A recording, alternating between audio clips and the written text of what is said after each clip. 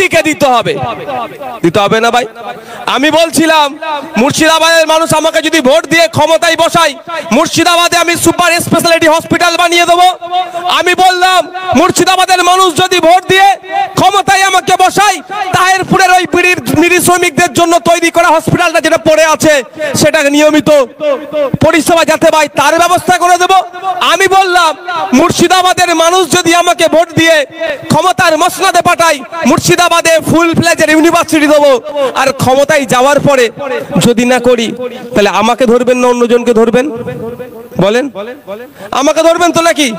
তাহলে যে বললো হিন্দু खतरे में है, हमको ভোট डालो, हम तुम्हारा सुरक्षा देंगे, যিনি বললেন হিন্দু বিপদে আছে আমাকে ভোট দাও আমি তোমাদের নিরাপত্তা দেব, তারই আমলে ভারতবর্ষের কাশ্মীরে ধর্ম দেখে দেখে খুন কেন 26টা আমার হিন্দু ভাইকে করলো, এই প্রশ্নটা আমরা তুলবো আর বিজেপিকে জবাব দিতে হবে।